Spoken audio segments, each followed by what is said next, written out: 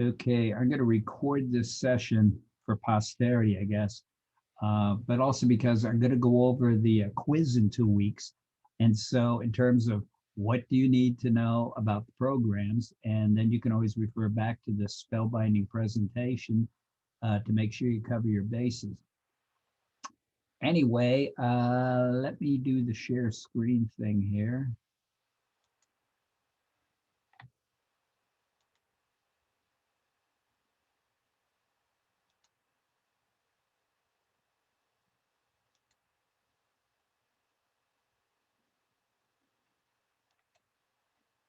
Okay, can you all see the social welfare program quiz sheet? Yeah. Okay. Um, I added, I kind of should have mentioned this before, but I see that several of you have already uh, are approved for Proctor Track. Um, Proctor Track is a device that is used by Canvas to monitor when people take a quiz to make sure there is no cheating. So anyway, I kind of forgot to include all these instructions, but what you want to do is do this sooner than later, just in case you run into any technical glitches, because sometimes students do in terms of the onboarding process. Um, to begin the process, you have to have your Cedar Crest ID card. Now, I understand that some people said they can use their driver's license. Others, driver's licenses from other states don't necessarily work. However, your Cedar Crest ID card will in fact work. So anyway, just go through the process and you will see under quizzes,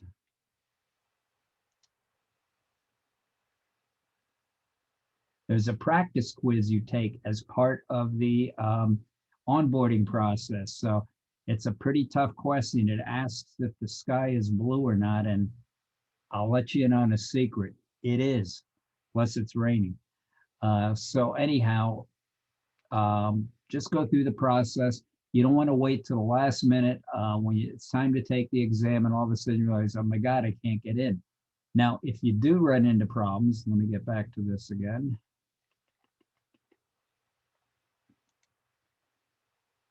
Don't bother to ask me, not because I don't care. Uh, it's just, I don't know what to tell you. I am, as you've seen in this course, I'm extremely technically challenged. So your best bet is simply to contact Proctor Track support and see if they're usually very helpful and they've helped students in the past figure out what's going on. A couple of things I have learned though is I have a Mac computer, but I found that if you're using Safari as the browser, it's not going to work with Proctor Track. So if you have a Mac, you've got to use Chrome, then it works. So Safari does not work. It's the only thing I've learned so far about Proctor. But other than that, it should work. Mozilla works, Firefox, so it shouldn't be a problem. Anyway, it tells you all the instructions here. So again, if you, I mentioned it at the top here, you don't have to go through this process if within the last calendar year, you've already gone through it for another course. Because I noticed in checking, 8 of you already are onboarded. So either you did it now or you did it in other courses, so you're good to go. But if you're not, then you got to go through this process and make sure you're ready for the quiz. Now, what I did was, hang on, Chelsea's coming on board. What I did is I set up the quiz so that you can take it at any time you want. Let's go back to assignments. So I don't forget the exact, oh, I have it in there, duh.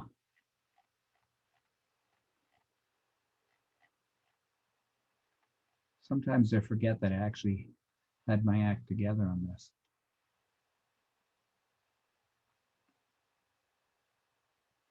Scroll down again. Have it set up so that you can take the quiz anytime you want, starting on Saturday, April 17th at 12:01 a.m. for those of you who are up late, until Monday, April 19th before midnight. So it gives you a time frame that ever works for you. You can take it anytime during that period. It's set for 2 hours for you to take the exam. So now, obviously, when you take the exam, what Proctor Track does is it's got a very interesting program, and the algorithm actually watches you with a camera. So you have to have a webcam and a microphone to take it, and it watches your every move while you're taking the exam. So, for example, if you're doing this all the time during the exam, the computer suspects, the program suspects that you're cheating and you're looking at notes or you're looking at your cell phone or something's going on. And so it red flags you.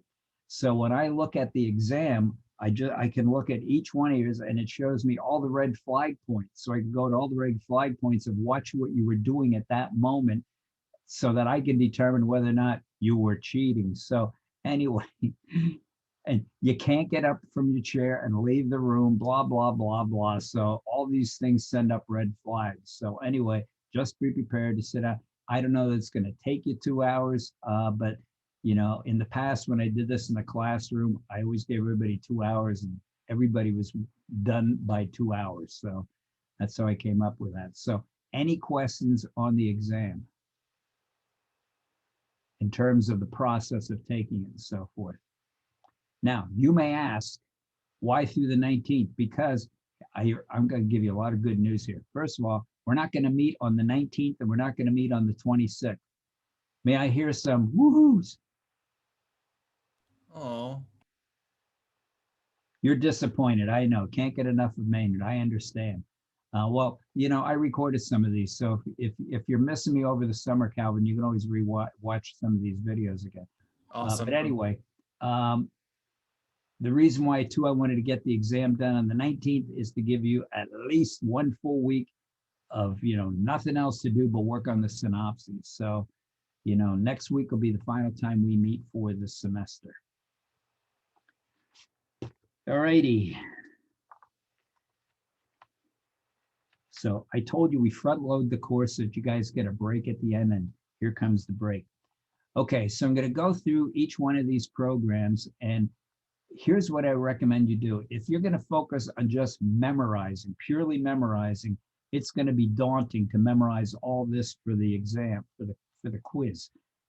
All the quiz is going to consist of, by the way, is you will see when you open up the exam online, you're going to see OASDI, and then you just fill in the blanks. You know, you just so for each one of them, there's going to be 3 things that you have to price. So you're going to number on there. Number 1, and you don't have to rewrite what is the intent of the program. You're going to go number 1 and just write what is the intent of the program. Then you're going to go number it. Number 2, what does the program provide? You're going to do this for each one of these. So last year somebody did it where they went they didn't number it, or they did all the ones first, then did all two. No. Once you get to each one of these, then you go number 1, just give me the response. Number 2, what does program provide? Number 3, who is eligible for the program? Now, I'm going to explain all this in a moment. So then you just type in your responses to all of this. What I would suggest you do is spend as much time as you can learning the program, because that's the whole intent of this assignment. You know, I don't expect 2 years from now or 3 years from now when you're professionals, you're going to remember everything about the program. But the more time you spend on learning the program, it'll come easier to you when you take the quiz, because it won't be, I don't know anything about this program. I just memorized it. No. Learn the program so that what it's all about will make sense to you when you respond to these questions. So that's my advice. That's my advice in every course. Don't just memorize, learn, you know, and then the things you need to memorize all make sense because you understand the program. Okay, now for those where there's an acronym like OASDI, your first task is you got to tell me what it stands for. Okay, so in this case, it stands for Old Age Survivors Disability Insurance. Now, this is the most complicated of all the 11 programs you have to look at. And the reason why is because there are 3 separate programs here. So you need to respond to what is the intent, what is the program provide, who is eligible for the OA part, for the S part, and for the DI part. Okay, so it's actually three, count of three. So you're going to have 9 responses for OASDI. Okay. So the intent of the program is, what is the program designed to do? What is it supposed to accomplish? So it's nothing you have to memorize. Like, I'm not looking for some magic formula out of the book. And really, you should be able to get all the information you need from partly the day book, but also the American Social Welfare Policy text, because they describe all programs in detail in there. So you don't have to do any extra research. Just whatever you can find in your textbooks will suffice, because that's how I'm going to grade the test, in terms of what's in the textbooks. I'm not expecting you to do any extra reading on this. So first of all, for the old age part, now basically we refer to this whole collection as Social Security, and that's correct. It all came from the original Social Security Act, but again, it has 3 components: the old age, survivors disability insurance. So when we talk about Social Security, meaning retirement benefits, that's the OA part. Okay, so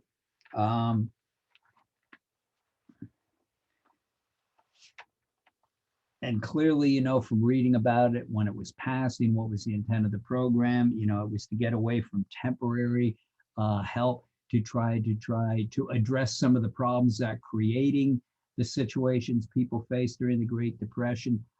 So it was about future prevention and assuring that everybody had adequate retirement and so forth. So anyway, put it in your own words, but I know you got the idea here. So what does it provide? It provides financial support. Now, in what way? Because you may recall, we talked about the difference early on the semester between cash and in kind. So cash means literally, you get cash. In kind means you get some sort of a voucher. So for example, SNAP, food stamps, you don't get the cash, you get a voucher for it. Medicare, Medicaid, you don't get the cash, you get a voucher for health and health services as you need it. So in this case, you're getting cash. Okay, so with old age, it's in terms of what it provides cash. It also, let's see, what else? You have to be fully insured, a little bit eligibility. In terms of what cash it provides, it depends on, first of all, when you retired and took the money. So if you took it at age 62, you're going to get less than if you waited till you're age 66, in which you'll get more. And if you can wait till you're 70, then you get the full amount. Okay, so how much you get depends on when you retire. Those are the 3 different levels. The earliest you can retire and still collect Social Security is the age of 62. You can also, and then you'll get the minimum amount. Now, what they always tell you when you retire is, well, why wouldn't you wait till you're 70? Well, some people can't afford to wait that long. And so they'll always tell you that, okay, now if you take the money now, you would have to live till you're 82 to make up the difference. So you might as well take the money now. Or you can say, oh, are you kidding? 82, I'm going to skate right through 82. I'll wait till I'm 70. So anyhow, that's one of the decisions people make when they retire as to whether or not they need to do so. It's also the case that you can continue working and receive your benefits. So many people in my age category, the baby boomers, are working full time and receiving their benefits as well. So it's not one or the other. Now, one of the aspects is if you are taking, I think if you retire at 62 and you're still working, they got some sort of a benefit thing where you can't exceed earning a certain amount. But I think that's only if you take the retirement at 62. But I'm not worried about all those. I am concerned, though, that you need to know that there's a difference between taking it at 62, 66, which is the current number. It used to be 65, and it may go up for you guys, or 70, you know, that you get 3 different amounts. The longer you can wait, the more you're going to get each month. They also have what's called a COLA, and a COLA stands for cost of living adjustment. And so I just saw that starting next year, recipients are going to get a 3% increase in order to keep in order to keep up with the cost of living. Now, the cost of living adjustment really doesn't keep up with the true cost of living. So I've seen certain years where inflation was like 7, 8% that year, and there was no way the Social Security benefits went up the next year 7, 8%. So that COLA adjustment's based on a formula that's not just the inflation rate. So anyway, so it does get adjusted, typically upward. They don't take any away. The fine, well, we had the interest rates were low, so we took money away from it. It always goes up a little bit each year, more or less depending on the current cost of living, according to that formula. Okay, who is eligible? Well, the knee-jerk reaction is, hey, anybody who's worked. Not exactly true. You have to have worked at least 10 quarters. 10 quarters meaning 3-month period. So you have to have worked 10 3-month periods somewhere in your lifetime, and then you'll be eligible. How much you're eligible for also depends on how much you put into the system. And this is where it gets problematic, as we talked about before. So if your entire lifetime you had a job where you're working at or near the minimum wage, well, then when you retire, you're not going to have a whole lot of benefits compared to somebody who is earning, I don't know, 6 figures most of his or her life. That person's going to earn more. So what they base it on is your last 10 years of working. And so when you finally do retire, it's whatever was your average salary during those last 10 years. So they do give you that benefit that it's based on your most recent earnings. But again, how much you get is only according to how much you actually put into the system. Another thing with Social Security is, I just saw this the other day, that it's now at a point where I think it used to be, it's currently only 5 workers are supporting each retired person. And it used to be like 8 workers. And before that, it was like 12 workers. So it seems like it's a pay-as-you-go system, and it is. In other words, the amount of money in the so-called trust fund that pays for Social Security, it's getting to the point where you trust that the fund's going to be there when you retire. Because unless they make dramatic changes in it, there ain't going to be a trust fund by the time you guys retire. So they estimate that soon it's going to be 3 workers for each retired person. Now, why this gets even more problematic, this isn't all stuff you need to know for the quiz. I'm just discussing the program a little bit with you in more detail. Why this becomes even more problematic is because, first of all, they found that the average worker, when that person retires, uses up all the money that that person put in the system in that person's entire working life in about 2.5 years. So then after that, who's paying for your Social Security? The current workers. That's even more of a concern because our birth rate has been declining rapidly to the point where last year was the lowest birth rate we've had in decades. And so if it weren't for immigrants coming into this country, we would be losing population dramatically. And where would those workers come from to pay for the future retirees? Okay, so anyway, God bless immigration because it's saving the economy. A lot of people don't understand that aspect about immigration. Okay. And how the program is financed. If you're working, you probably notice when you examine your electronic pay stub, it indicates the FICA tax. The FICA, F-I-C-A, is what pays for Social Security. So we talked about this before, that it's a percentage of your income that you earned that month or that week, and it's matched, that dollar amount is matched by your employer. So between your employer and you, that's what's paying for your Social Security benefit.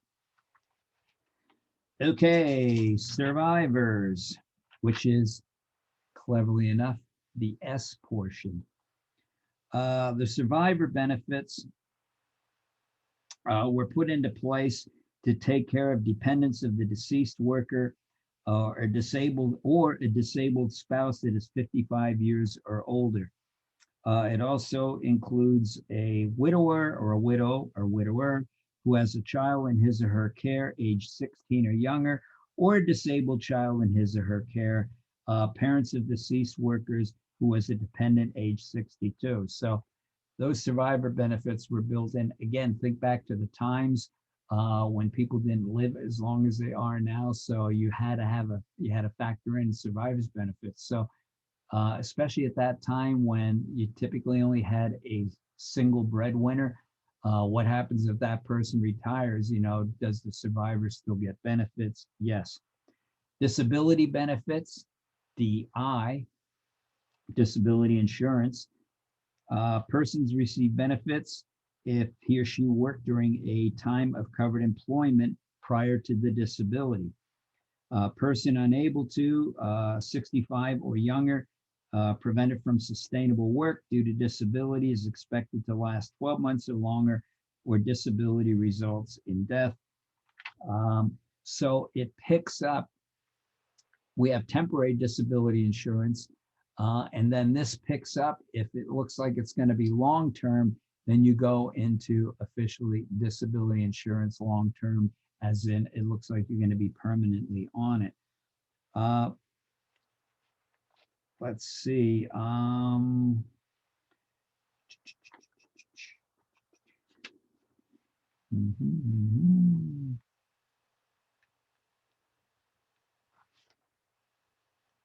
All righty. Let's move on to unemployment insurance. One of the interesting things that's now been changed to the employment office, because unemployment sounded so negative. So now you go to the employment office. Sounds much more positive. Okay, what was the function of employment insurance? Well, obviously to make sure that people who are out of work are able to still have some money. Now, the other thing, and I'm going to be looking for this, is, and because this is important, it was also designed to stabilize the economy in times of an economic recession or depression. So going back to the Great Recession of 2008, for the next 2 years, nothing was happening. The economy was flat. And the reason why is because nobody was spending money. Everybody was paying down their loans and so forth because they were all scared shitless by the fact that all of a sudden all these people who were formerly working were out of jobs. So as a result, you got to get money into the hands of people. That's exactly what the stimulus packages were designed to do.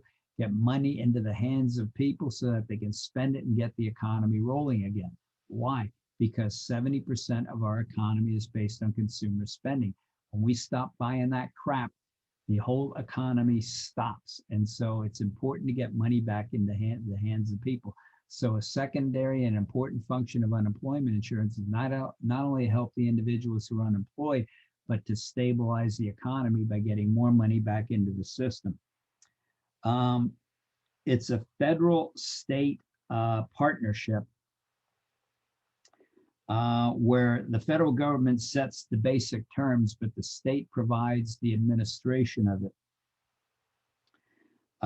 So the state funds the program, but they get reimbursed by the federal government. So their share is about 10% of the program is exclusively on the states, where they have to pay the cost to administer it. It typically lasts for 13 weeks. 13 to 26 weeks, and it can be extended if it's as it has been in the last year, because the whole economy is down. So that's up to the federal government. The states cannot extend it, only the federal government can, because after all, it's the federal government who's reimbursing the states for the unemployment insurance. Another key is that to be eligible, by the way, you get a cash benefit, but it's never as much as you earn while you were working. Now, again, the reason why is, and boy, we've talked about this through the whole course, is because they don't want to make not working as financially attractive as working. And so the problem with that is your bills are the same as when you were working. So you may only receive, and this would be good if you received half what you were doing when you were working. If you got half that with unemployment insurance, it's better than nothing, but it's still going to be a real struggle to pay all your bills, particularly if, like most of us, you've been living 1 or 2 paychecks away from the dumpster.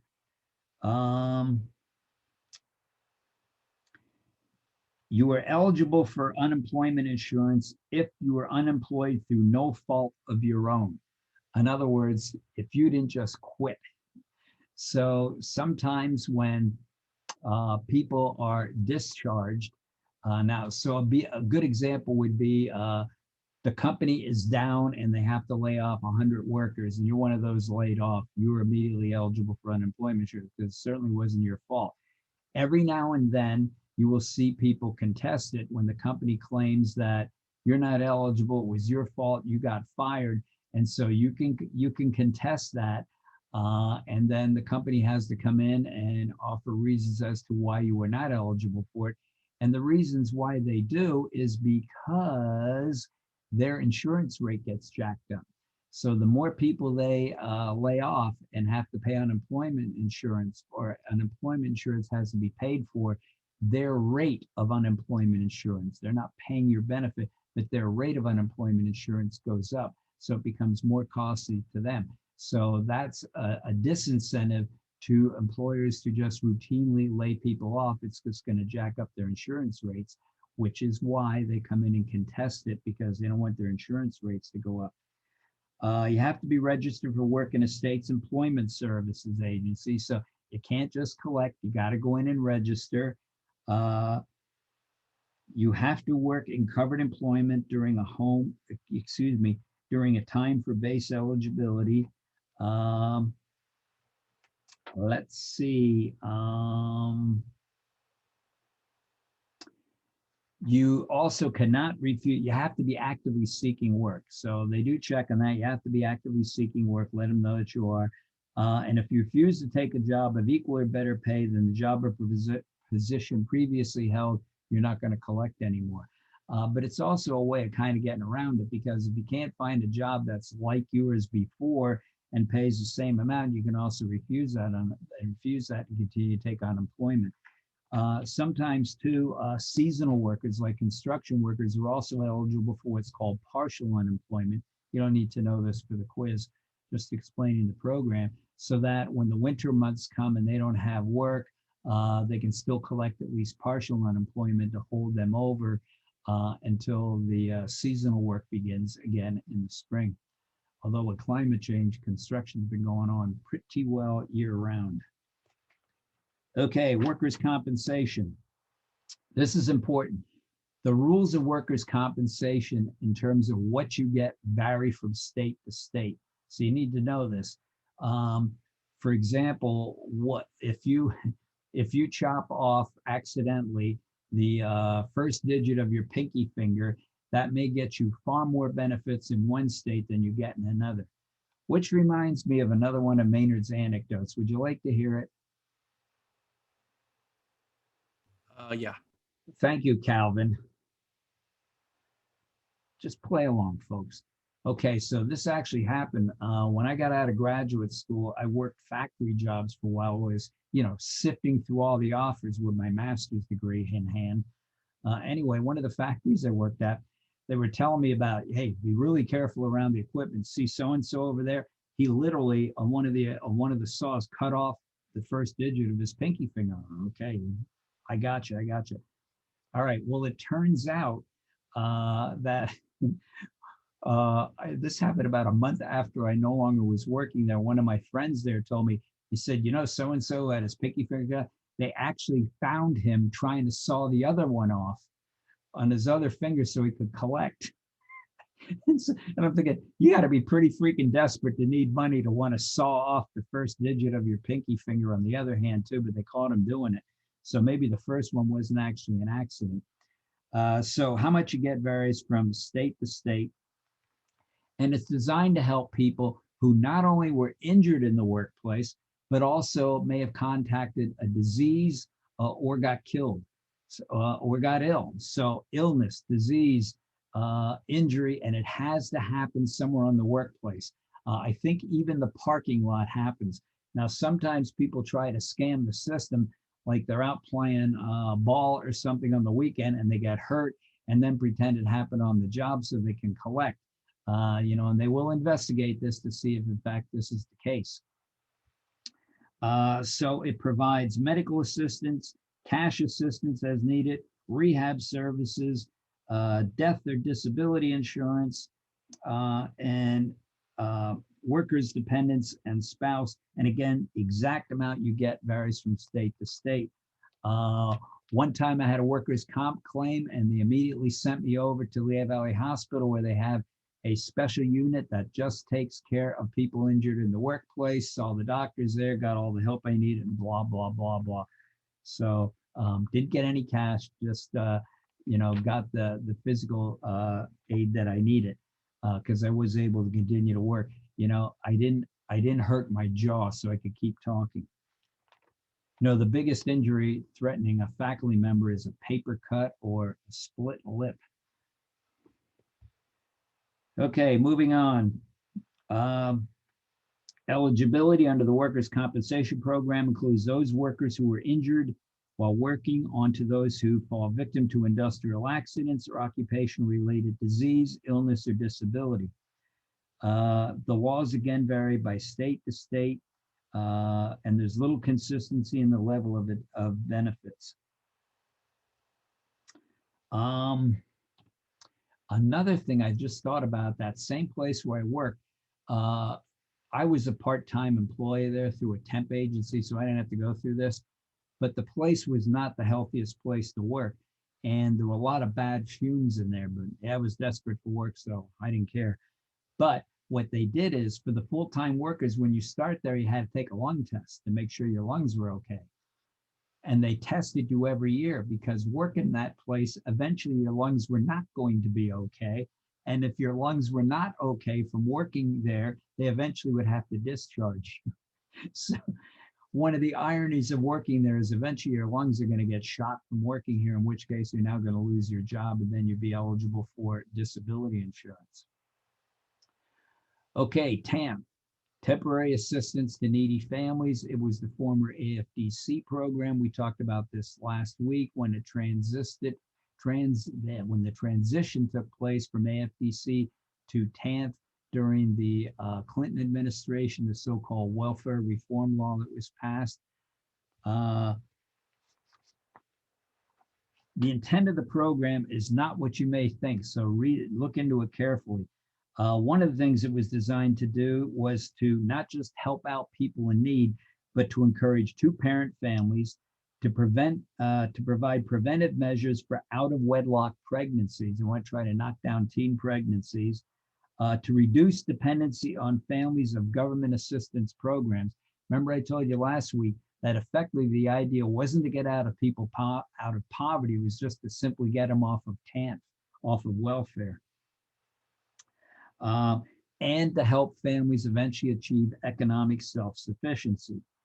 So what it provides is financial support to needy families, so you do get cash.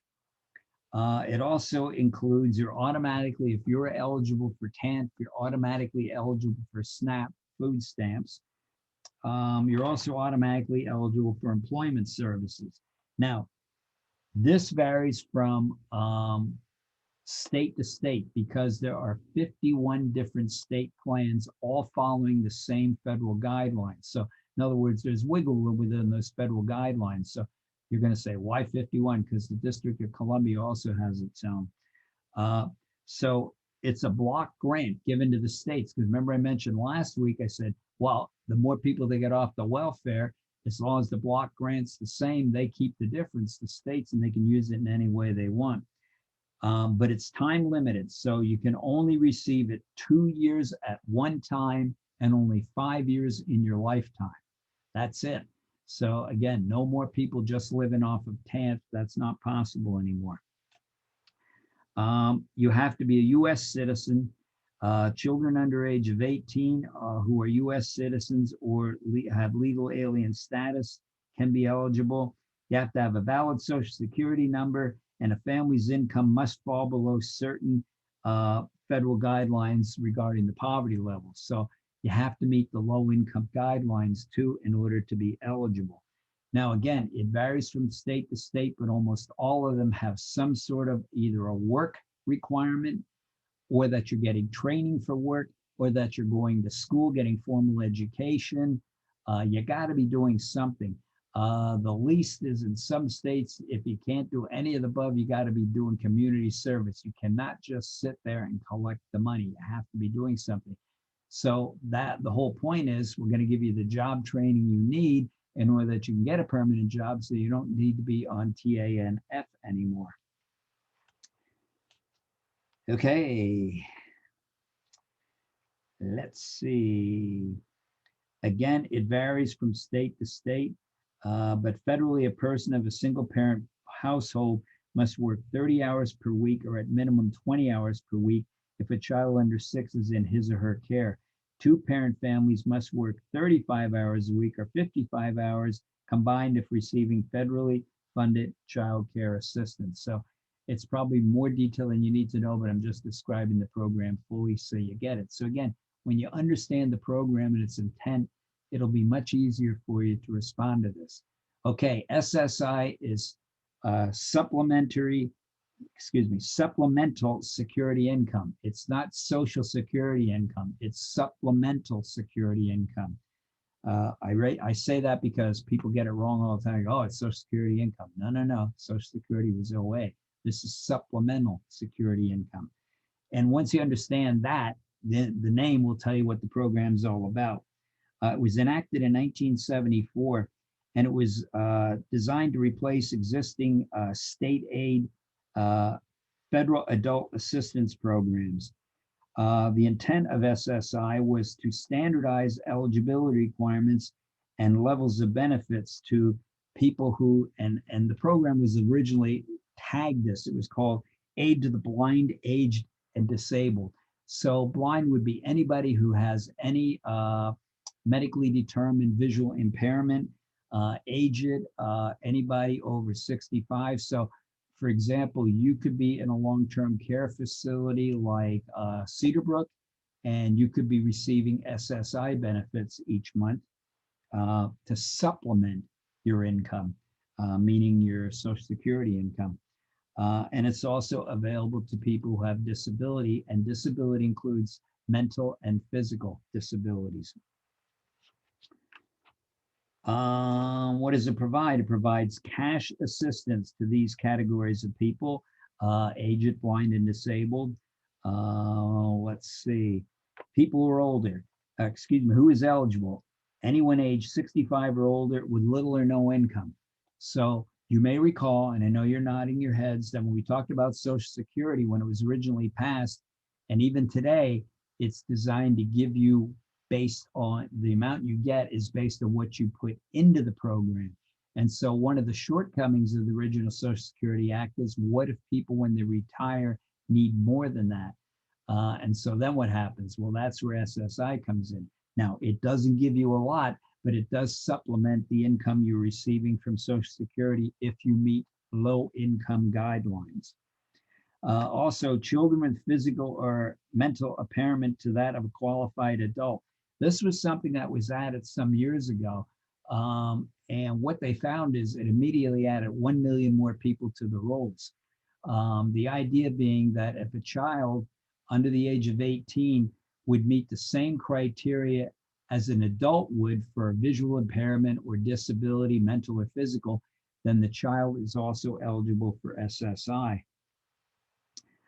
Anybody who is mentally or developmentally disabled. I mentioned persons who are visually impaired, but do not meet the criteria for actual blindness. So it's short of blindness.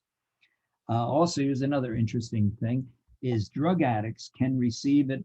I should say substance abuse addicts can receive it as long as they are engaged in drug treatment. So if they're officially engaged in getting drug treatment help, then they're eligible for SSI. Otherwise, they are not eligible. You have to be into a facility or be getting some treatment for your condition or you're not eligible. A person who has a disability is expected to last up to or exceed 12 months is eligible. And okay, we covered it all. All right, EITC, Earned Income Tax Credit. This has been in the news lately because the latest stimulus package, the 1.9 trillion stimulus package, uh, bolstered the amounts that people receive from EITC, and in some cases even went beyond the requirements of EITC in order for people to receive the benefits. This was enacted in 1975, and we talked about the fact that Nixon tried to create a minimum income floor. Carter actually tried it too, where he said, let's just phase out the following 5 programs, just give people the money. So in other words, the idea is if you are below a certain income for that calendar year, the government would just give you the difference to bring everybody up to a minimum income floor. And this is being kicked around again, by the way, under the guise of what's called universal basic income. Uh, and why I bring it up now is because effectively that's exactly what the stimulus package did. It just gave people the money. Because you could say, well, we get people out of poverty tomorrow if we had the will to do so. We could just give people the money. But there's all kinds of reasons why we don't do that. We'll talk about that a little later when we get to talking about some of the stereotypes about poverty. So the EITC today encourages people, especially single mothers, to take jobs. It's targeted at low-income families, especially those with dependent children. It's a refundable tax credit and is used to provide near cash assistance in the form of a check to help offset taxes owed or to provide a tax refund. In other words, if you're below this minimum amount, they will give you the difference. Now, the key is you have to have a social security number. You have to be a US citizen. I always point this out because the argument sometimes against immigration is all these people are coming in here and they're going to be immediately collecting welfare. I don't know how. First of all, if you're not documented, how the hell are you going to collect welfare? As soon as you out yourself by trying to collect and you realize you don't have documentation, you'd be subject to deportation. So no, no, no, no. There are not a lot of programs out there. There's very little available for people who are not documented citizens to receive benefits. Now, there are some benefits available for immigrants, but not nearly what a lot of people imagine. A non-resident is eligible provided he or she is married to a US citizen or a resident alien. And I don't mean an alien from like Mars. Married couples, they must file income tax under married filing jointly in order to receive EITC. Now, here's the key. You have to be working and you have to file a tax return. If you don't do those 2 things, you are not eligible for the earned income tax credit. One of the things the stimulus package did is it beefed up the amount people earned they could get whether they're working or not because so many people were currently unemployed. The IRS determines eligibility for EITC based on the federal poverty line guidelines. Dependents under age 18, under age 24, if full-time college student, and must live with those filing for half of the tax year, which is a standard definition of dependent in the tax code. So if you're under 24 and you're still living with your parents, which I know many of you will as soon as you graduate, it's just a financial thing, I know. Then you're eligible for it. What else is going to mention about this? Well, maybe it'll come to me, maybe not. I don't know. Something popped in my head and just like that, it was gone. Okay, Medicare, not to be confused with Medicaid. Medicare is for those 65 or older. Medicaid is for low income recipients. They were both passed as amendments to the Social Security Act in 1964, went into effect in 1965 because it was unfinished business for the Social Security Act, which didn't provide medical insurance, one of the most pressing needs people had at that time. So for Medicare, it was to provide medical and healthcare services, specifically concerning the elderly and those suffering from debilitating diseases such as end-stage renal failure. So it's not just people who are 65 or older, it's also for anybody who has documented end-stage renal failure, people who are on constant dialysis. Medicare is divided into 4 parts, cleverly known as Part A, Part B, Part C, and Part D. you need to tell me just briefly what each part provides. You don't have to go into everything it provides, just what does Part A provide? What does Part B provide? What does Part C provide? What does Part D provide? So Part A is inpatient hospitalizations, nursing facilities, home health care, and hospice services. Part B is doctor visits and preventive services, for example, like screenings, x-rays, CAT scans. Part C is the Medicare Advantage. In other words, what happens is Medicare over the years is covering less and less. And as a result, if you just have Medicare to solely rely on, there's going to be a lot of bills you're going to have to pay for because Medicare doesn't cover all possible things that could happen to you health wise. And so what people do instead is for Part C is you can get the official government's Medicare Advantage plan, and they call it Medigap because it's trying to fill in the gap between Part A and Part B that's not covered. And then there is a plethora of private insurance programs you can also look at. So it's a dizzying array, and each year you can change it. So I forget when it happened. I think it's before the end of the calendar year, where you got like a 30-day period to choose if you wish to retain the current Medicare Advantage program you have, or if you want to switch to a new one. So there's all kinds of them out there, and sometimes you really need some help in trying to sort through all these and decide what's best. Now, just like the Obamacare program, the more you pay for the Medigap insurance, whatever company you go with, obviously the more it covers, so that you pay less out of pocket later.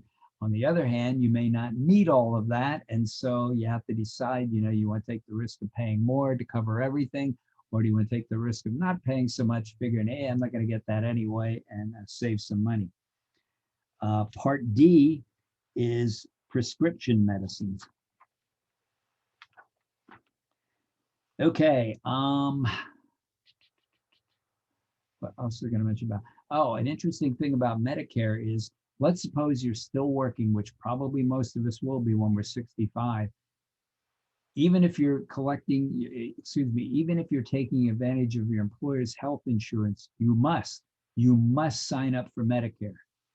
Okay, just throwing that out there. So it's good to know as a social worker to advise a senior citizen who's approaching 65 that I'm just going to keep working. I'll take the company's insurance, health insurance. You still got to sign up for Medicare. If you don't, let's say you turn 70 and you finally retire, and now you want to take Medicare, you're going to pay a stiff penalty for not signing up for it when you were 65. So then what happens is Medicare effectively becomes your secondary insurance. Now, obviously, you don't need to buy Medigap insurance and all that because you have your primary insurance at the workplace taking care of you. Medicare is just your backup, officially and unofficially, because you have to sign up for it no matter what. So you must sign up for Part A, Part B Medicare, no matter what, when you turn 65, whether you use it or not. Okay, so the prescription drug insurance Part D provides outpatient prescription drug coverage provided by private companies that have contracts with the government. This is something you might have seen with the Trump administration, and I have been a critic of Trump, but I'll give him credit where credit is due. He tried to negotiate with the drug companies to get us better deals.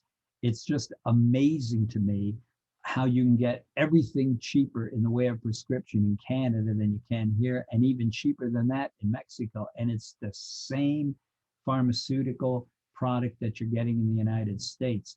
And I always laugh because the pharmaceutical companies say, well, we have to charge this much money because we spend so much on research and development. Yeah, I get that. Well, how come you don't have to charge the Canadians and the Mexicans that much money? And so it's perfectly legit that you can connect with a Canadian pharmacy, and the doctor just sends the script right to there, and the Canadian pharmacy sends it to you. And even counting the postage, it's still dramatically cheaper than buying the same pharmaceutical product here in the United States. Okay, eligibility. A person or spouse who worked at least 10 years in covered employment. So you have to have worked for 10 years or you're not eligible for it, not unlike Social Security. You have to have paid into the Social Security system. Now, you will also notice when you examine your electronic pay stub, you will see that you're paying also for Medicare insurance is also included in there. Anybody 65 or older is eligible for it. This is often a dilemma with people when they say, well, I'm going to retire when I'm 62, or I'd like to, but I can't because I can't afford the medical insurance that's going to cost me in that time before I turn 65. So it's always a big decision for people when they're 62 who would like to take early retirement. Persons under age 65 with, again, end-stage renal disease are eligible. And there's a couple of other diseases, but that's enough that you need to know. Now, here's another thing. You're eligible for it, all right, but there are extensive copays. And so you don't just get it. You have to pay a little bit for the coverage each month. And there are certain services you receive where there's also a copay. So people think it's all free. It is not free. And the problem with Medicare is it's covering less and less, and it's getting more and more expensive out of pocket.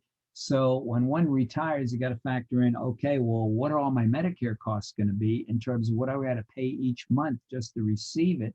And, what are some of the copays I may have to endure when I file a claim?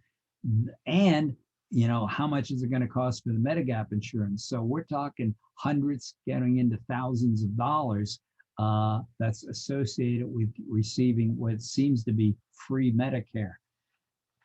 It also does not cover dental, which I think people are always kind of shocked to find. So unless you have a Medigap insurance policy that covers dental, it doesn't cover dental. And I get why, particularly people of older generation did not have, let's say they did not either know or did not take care of their teeth. And so, now we have better dental hygiene practices, but people in the old days just didn't. And I can remember my mother, when she was in her 40s, already had all her teeth yanked and was wearing false teeth because she never did any dental hygiene. Not picking on it, just nobody ever told her you got to do more than just brush your teeth. You got to floss and do these other things. Okay. Hey, and did you know, or did you care, there's a direct connection between your gum condition and heart condition. So if you have periodontitis, you are likely also having heart problems because the one is linked to the other. People never realized there was a connection between the two. Okay, Medicaid. Medicaid is for folks who qualify for it on low income. So when these two were passed, Medicare took care of the elderly, Medicaid took care of low income people, and everybody in between those ages, it was considered your responsibility to find medical care. And if you weren't getting it at the workplace, as many people aren't because they only have part-time employment, there was nothing there until Obamacare was eventually passed, so that people can get some semblance of reasonably affordable health care. Okay, so until it was passed in 1965, there was little recourse for people who were not working and or were working were not eligible for their company's insurance. It was also the case back in those days that if you were eligible for your company's insurance, they paid the whole 100% of it. That changed about 30 years ago, and everybody's now expected to pay at least 20% of yours. The company no longer covers the entire 100% as it once did. So Medicaid provides an array of services. Just highlight these: inpatient, outpatient hospitalization, nurse midwife, and nurse practitioner services, family planning services and supplies, services to healthcare centers and rural healthcare clinics, nursing facilities to people aged 21 or older who may have some sort of severe disease or disability, and people under age 21 also have services to include, I also have certain services to provide for children, teens, and young adults. All of the above mentioned are federally required and mandatory. So even though it's a state-run program, These things are all mandatory for each state to provide. Now, as we discussed a couple of weeks ago with Medicaid, the fact that you have the service doesn't mean you can find somebody to provide it. So we found the problem with go find a dentist or even a healthcare provider, because you have to use one of their healthcare providers. And maybe the only one who's still taking clients is 30 miles away from you. So yeah, there's a healthcare provider, but it's 30 miles from here. So every time I got to schlep 30 miles in order to get some medical services. Who's eligible? Eligibility of benefits are determined by a means test based on income, resources, and assets. Federal requirements for mandatory groups include pregnant women, children under age 18, some elderly who are not covered by Medicare, and low-income families whose eligibility is determined by federal guidelines regarding the poverty level, and those suffering from permanent disabilities. Also, those who are automatically eligible include those on TANF, food stamps, special assistance programs like SSI. So if you are already receiving TANFs, or eligible, I should say, for TANF, SNAP, or SSI, you're automatically eligible for Medicaid as well. In other words, it's the same basic means test. So there's no sense reinventing the wheel. You get all those programs. Okay, SNAP. SNAP stands for Supplemental Nutrition Assistance Program, formerly called food stamps. The intent was to increase the food purchasing power of low-income families in order to buy a nutritionally adequate and low-cost diet. Now, I put that in on purpose because it was to assure that you had a nutritional and adequate diet. And the amount was based on how much it would take to feed a non-farm family of four. Why non-farm? Well, they're assuming you're growing your own food there. So I put in the nutritional part because it's questionable as to whether or not there's anything in there that assures that you're getting a nutritional diet. There actually isn't. Okay, here's the second thing, and this is important to understand. Its secondary purpose was to utilize excess agricultural production. There's a reason why SNAP and WIC are housed in the Department of Agriculture. They're not run by the Department of Health and Human Services. They're run by the Department of Agriculture. And the reason why is in 1964, in order to get this program passed, they had to get the buy-in from conservative senators in the Midwest. Because again, why would they necessarily be concerned about people who need help on the coasts or in the big cities or whatever, or in areas other than theirs? They don't have the poverty, pockets of poverty in the Midwest that we have around the rest of the nation. Well, because they said it's going to make sure, think about it, the more people have food stamps, the more they can keep buying your food. So initially it was to utilize excess agricultural production, but now it's just to make sure, hey, as long as people can buy only food with food stamps, it means we in the Midwest, we farmers still have business. Okay, it provides recipients receive an electronic benefits transfer card. Initially, it was stamps, literally stamps, food stamps. And as I think I mentioned before, you had to pay to get them. So in order to get $100 worth of food stamps, you had to pay 30 bucks. You had to actually put up the 30 bucks in cash, and then they would give you $30 more in food stamps. But they were presuming that people actually had the cash out there. Yeah, if I had the cash, I'd just go buy the food. So eventually they got rid of that. And then they also realized that as soon as somebody comes into the store and is providing the food stamps, boom, everybody standing in line knows you're poor. And so they got rid of that too and used an electronic transfer card or benefits transfer card so that nobody would know that you're using food stamps, or at least that's the intent. The allotment of stamps you get is based on family size and income, and you can buy any food items, but it excludes prepared foods. Now, a lot of people don't understand this either because they think, oh, you're living high off the hog on food stamps. You cannot get any paper products. So, for example, a critical example, toilet paper, because it seems to me what goes in must come out. Toilet paper isn't covered. Cosmetics aren't covered. Soap isn't covered. Detergent isn't covered. It only covers food items, right? And for some interesting reason, it also doesn't cover prepared food. So if you want to take advantage of that rotisserie chicken special, you're out of luck. You can't.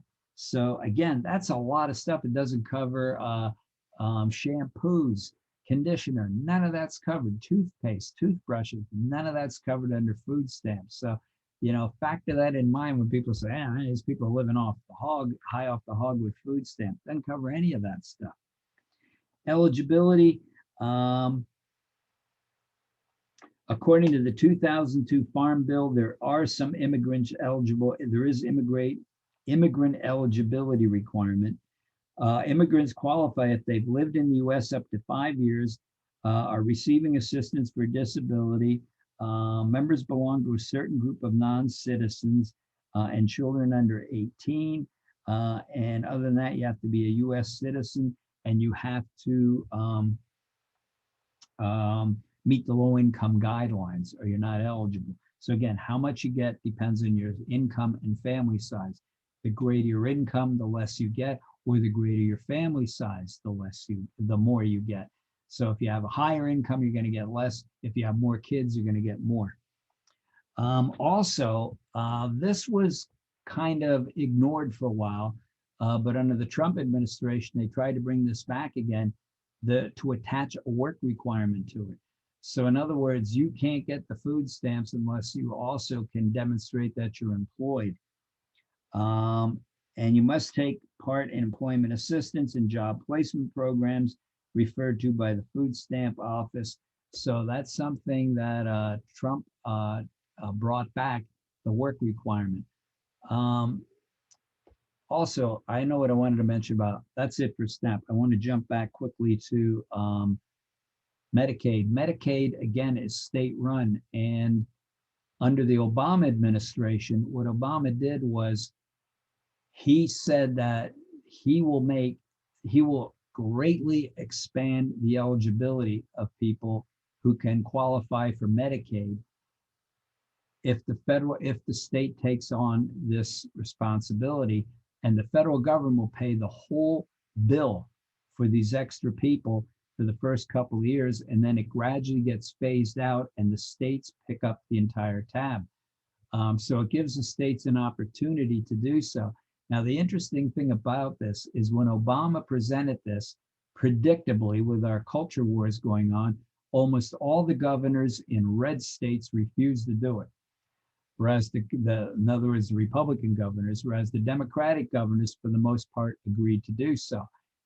Circulating around that time was the fact that it was known that if you do not expand Medicaid in your particular state, the following people, you will probably see the following number of people die as a result. And even that wasn't enough to convince some of the Republican governors, this is a good idea. Now, I'm not saying all Republican governors, just some of them refused to do it because after all, it's coming from Obama and we got to own the libs. Okay. This is another one where if you just get the name correctly, I know it sounds like it's women, infants, and children, but it's not. It's the Special Supplemental Nutrition Program for Women, Infants, and Children. Now, again, if you understand the name, it tells you a lot about the program. It's a special supplemental nutrition program for women, infants, and children. It was enacted in 1972 out of concerns for child development and healthcare that arose from poor or lack of adequate nutrition. So this was well documented that this was the case. It provides nutritional counseling, nutritional education, either individualized or in groups, to mothers in order to prevent nutritional difficulties. The idea is to increase adequate food intake by providing very specific food items, and it's the actual food items that are redeemable with coupons or vouchers that can be redeemed at local grocery stores. The USDA requires packaged food to provide the food type and amount in 6 different categories. So for example, and boy, you really got to search when you go into the grocery store for this, you can't get processed cheese. You have to get actual cheese. Now it's always comical to me because you got to really search for actual cheese slices, like American cheese slices that aren't just processed cheese. So it must be actual processed cheese. Sometimes I used to even see the label on there, WIC approved, but that's kind of outing the person. Yeah, They I have an got. app. They have an app that you can scan it with now.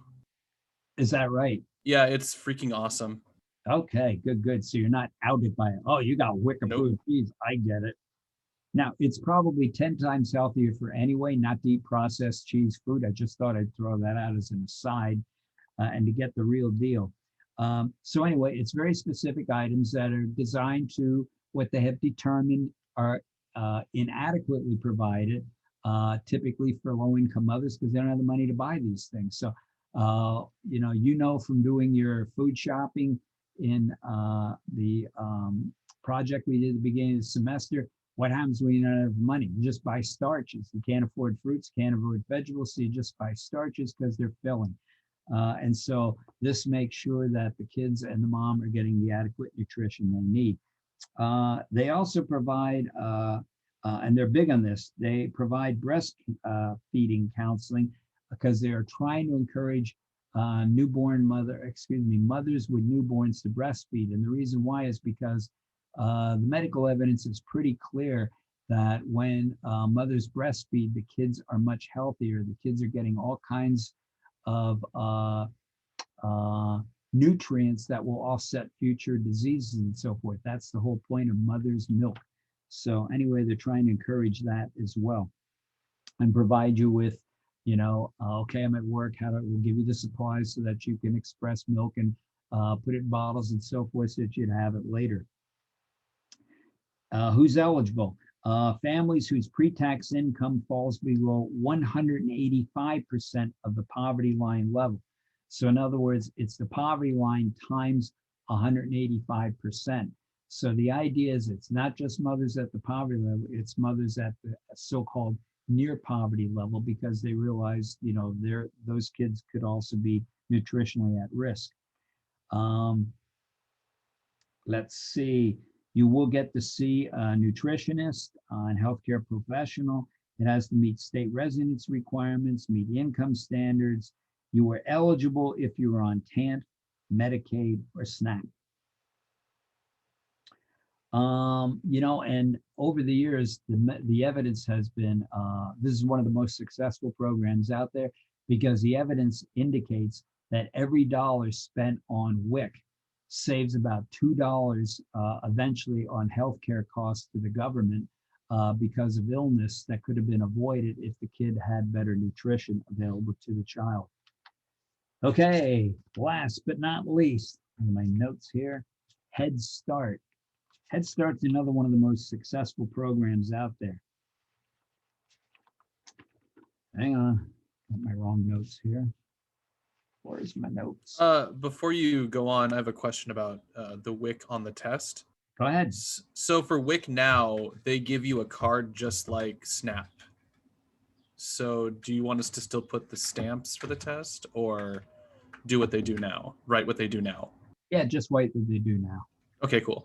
Yeah, you don't have to go to the history of where they currently. Because again, why are we doing all this? So that you know how to advise clients, and give them the basics, right, what to expect and so forth. So again, I know 8 minutes after the exam's over, you're not going to remember everything, but the more you can understand the programs and recall now, the more you'll see it comes back to you later on that you'll recall all of this. Okay, Head Start was to address the lack of educational opportunity for poor children. In other words, it's not only they noticed that there was learning deficits in low-income kids. Now, it's interesting because Head Start's also controversial in the sense that some people have said, well, Head Start is identified, and I'm not giving you, there's a more formal explanation of Head Start than I just rattled off, but it's to overcome potential noted developmental disabilities in low-income kids. Now, the fact that it's targets low-income kids and the way the program runs is sort of, sometimes Head Start is accused of blaming the victim. So it's saying, well, how come you don't have this for middle-income people? well, middle income parents are different than low income parents is what the suggestion is here, that somehow that it's low income parents who are failing their children, and there's something wrong with low income children's ability to learn. Uh, and there is, in the sense, if you don't have enough to eat. That's exactly why we have the National School Lunch Program, the breakfast program, because you don't have enough to eat, you're not going to be studying very well. Thinking back to that video we watched last week. And in fact, whenever there's a snowstorm in the valley, that's really hard on low income people, because if it lasts 1 week, that means 1 week where your kid's not getting that breakfast and that lunch that you counted on in your family budget. And it also means you're going to the food bank, and soon the food banks are out of food. So anytime there's a long lasting snowstorm, it is really detrimental to low income families and to food banks here in the valley. Okay, so what does it provide? Not only does it provide educational preparation, but it provides dental and healthcare screenings and specialization experiences, and it encourages parental support. So for example, if you're a social worker working with Head Start, you don't work with the kids, that's what the teacher does. You're working with the parents.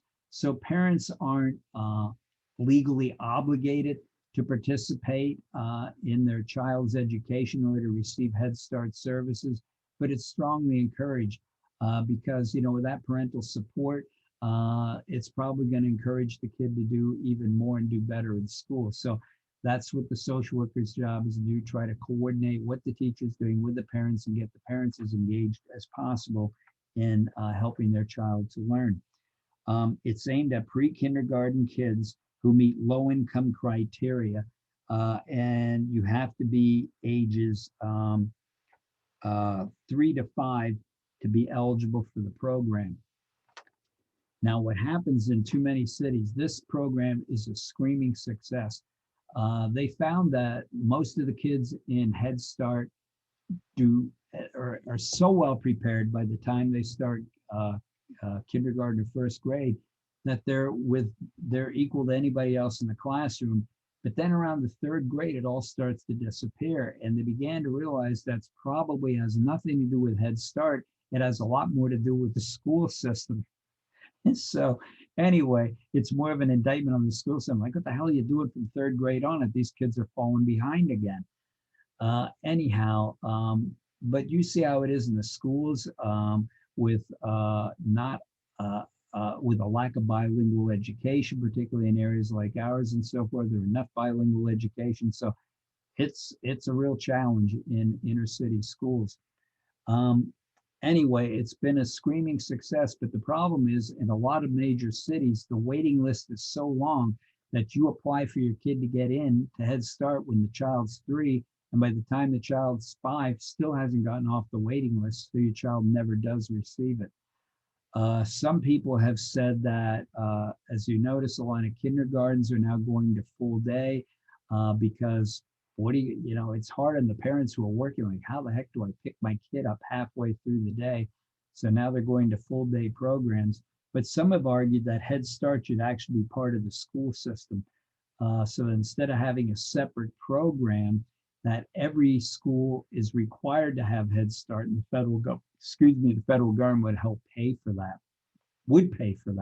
but it'd just all be part of the school system instead of a separate program. Okay, them's the programs. Won't this be fun? It'll be fun when it's over, I promise you.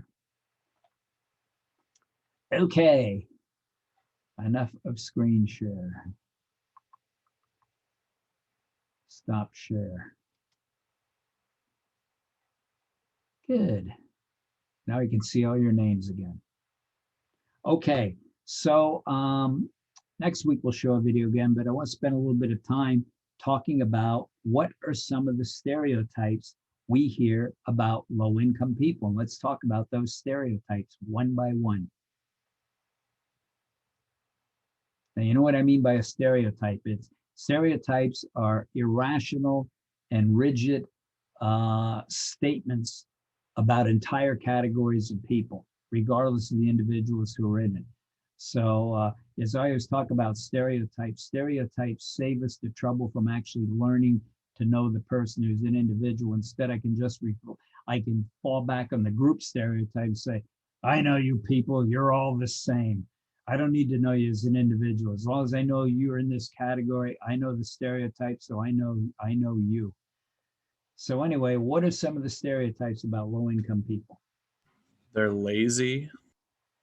They're lazy and they don't work. That's true. And boy, we've seen that throughout the history of social welfare. Um, they're lazy. Actually, if you look at the current data, uh, because people don't sometimes examine all this, 10% of the people who are on welfare or the elder, excuse me, 10% of the people who are low income in poverty are the elderly. 10 to 11%. So we don't expect them to work. So we can't count them, in terms of how lazy are these people. Well, we don't count that. Although it's getting, I mean, we could say, come on, Gramps, get off your ass and go get a job. But no, we don't say that. It's like, you've done your job, it's now time for you to retire. However, what's happened with so many of the elderly is they find that once they start to retire, they can't afford to stay retired and they need to pick up part-time work in order to survive. So, okay, we don't count them. Then you have another 20% that are, or 30% that are kids. And so under 18, and we don't expect them to work. So now I know what you're saying. Come on, kid, go get a paper route or something. Or couldn't you at least be the lookout for the Coke dealer? They get paid a lot. But no, we don't expect kids to work either. Okay, so then we get into another 20 or 30% work, and I'm rattling these off from memory, so I can give you the exact data if I have to go find it. I have it available to you. Who are working full time, so they are working. They're just getting paid so little that they're working full time and receiving benefits and are still in poverty, which says a lot about the need for a more livable wage in this country. And then finally, you have another 35% who are working part-time. Now, I know some people go, oh, I see, they only want to work part-time. Why is it that 35% of low-income people are only working part-time? You tell me. What are some of the reasons? Kids? I'm sorry, what, Calvin? They have kids, maybe? Yeah, but so what? I'm being the devil's advocate. Hey, all right, so you have kids. Why can't you work? Childcare is expensive. Daycare is expensive. Now, you may be eligible for subsidized daycare, Title 20 daycare, but then you got to go find one. Uh, it's an interesting thing too. I knew a woman who was a daycare provider, and she welcomed, Title 20 daycare kids, but she had to start turning them away. And I said, why? Did it become too much of a financial problem or administrative hassle? And she said, no. She said, disturbingly, my middle income parents did not want the low income kids mixed in with God. their kids. Which is like, are you serious? You say, oh yeah, the assumption is the low income kids are going to be sick all the time and then their kids are going to get sick. And it's like, are you serious? So, when we say that it's stigmatizing to be low income, there's yet more proof of it. So yeah, that's problem number one. Now, let's say, for example, only in the last few years, if you lived in Allentown, could you get out to Amazon and work there? So they now have a bus line that runs out to Amazon. But let's suppose you finally get a job at Amazon, but you just got a job and they're going to put you on night shift and you got a kid. What are you going to do? Where is there a daycare that's open at night, from midnight to 8 or whatever it is, or 11 to 7? Even if you're working in the daytime and you have a baby, it is very difficult to find a daycare that's going to accommodate a baby. And the reason why is because they have to increase their staffing ratios in order to have babies there. And so a lot of them just don't do that. Anyway, so unless you have family to take care of the kid for you, you're going to have a hard time finding a job. Okay, so that's one reason. Lack of affordable daycare or any daycare at all. If you have kids, what's the other main reason why people are only working part-time, or so many poor are only working part-time? Because their jobs don't want to give them full-time hours, so they cut them off at 34 hours so they don't have to pay for their benefits. Bingo. That's exactly right. And so, okay, so now I'm only working 34 hours and I don't have health care coverage unless I qualify for Medicaid. So now what do? Well, now I gotta get two part-time jobs. And if it weren't for Medicaid, I'd still not be able to, or if I'm beyond, if I'm working two part-time jobs and have too much money to get Medicaid, then thank God for Obamacare, because maybe I can qualify for that. One of the things too, the stimulus bill does is the Republicans, one of their, it's kind of, we play this game, who's ever in office, we're against it. So when Obama was in office, anything he did, the Republicans were against. Then when Trump was in office, anything he did, the Democrats were against. So the Republicans vowed that they would strip Medicare to the bone and get rid of it, or excuse me, Obamacare to the bone and get rid of it, but they never did. And it was always interesting because this is like when we talked about last week, when you say, are you in favor of welfare? People say no, but when you say, are you in favor of government assistance to people, they go, oh, well, that's okay. And so they would show people all the different elements of Obamacare, item by item, and say, are you in favor of this? Are you in favor of that? In other words, pre-existing illness. Do you think that should be covered? Yes. Do you think there should be? Yes, yes. And so it turns out they were totally in favor of everything. And at the end of the survey, they would ask them, by the way, do you support Obamacare? And they go, absolutely not. So, so the public didn't even realize that everything Obamacare does is exactly what they want, but it was all as it was called Obamacare, they're not in favor. So what the Republicans did is they got rid of piece after piece, but they never got rid of it all. And you remember throughout the entire Trump administration, we have a much better program that we're going to introduce to get rid of Obamacare, and it never happened. It was always 2 weeks out. It was hilarious. Oh yeah. So the Republicans never did have anything to replace Obamacare. They just wanted to get rid of Obamacare so that all those people in between wouldn't have health insurance coverage. So, it's just, the I'd unreal. be okay. I'd be okay with calling it Romney Care if it makes them feel better. Yeah, like we were talking about before, where that's exactly what Romney did in Massachusetts. Yeah. Oh, anyway, so one of the things that the stimulus package does is it supplements the costs of Obamacare. So, you can get the gold standard plan if you want, which covers a heck of a lot, but boy, is it going to cost you a lot out of pocket. And so I can't afford that. So instead, I got to go for the C plan, which means I don't have to pay much up front, but oh God, I hope nothing ever happens to me health wise, because that's when I'm going to have to pay the piper, or in this case, the doctor in the hospital. So what the stimulus package does is it helps supplement that so people can afford adequate health care coverage for their families. Okay, so they only work part-time. Sometimes they work two jobs.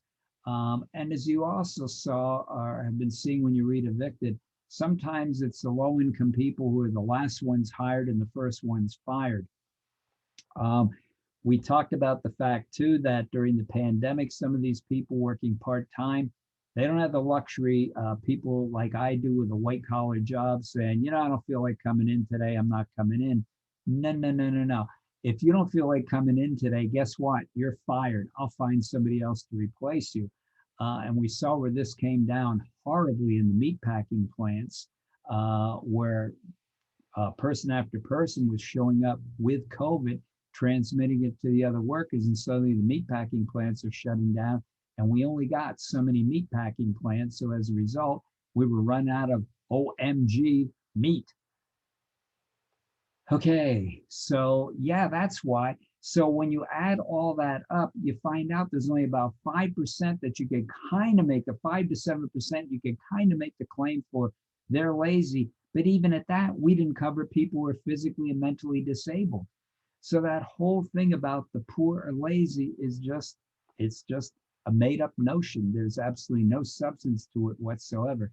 But again, when it comes to stereotypes, like you were saying at the beginning of the class, Gene, when you had that interesting discussion, reason doesn't enter into this if it becomes an emotional argument. So uh, you can provide all the facts you want. In fact, it's always comical to me when I teach Social 100 and I have a very mixed audience. It's obviously not all social work students, so I'm not necessarily preaching to the choir. And I say to the students that, okay, now I'm going to provide all this evidence for you. I said, but when I'm done, and you see all the evidence for yourself, are you going to return to the same stereotypes, or are you willing to change your mind and change your opinion about the poor? And some do and some don't, because I can see in their follow-up papers, it's the same thing. The poor are lazy. So I think go ahead. I think it's so funny because it always puts me in a tough spot since I'm working, so I can't really say what I'm thinking, and I just have to try to de-escalate and go, I could see why you think that. But yeah. a lot of times the only way out is to just give the person their discussion. Yeah, sure. I hear them out. Yeah, I hear you. Yeah. I heard a lot about immigrants today too, and it's interesting to see what other people think sometimes, especially when it's emotional. That you gotta just let them get it out. Yeah, and I mean, you're absolutely right. And there's a time and a place in which you may want to challenge that or not. You have to just decide if this is the time and this is the place.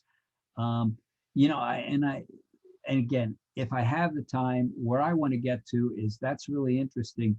Why do you think that? Why do you believe that? Trying to get to what's going on beneath the surface that would drive that.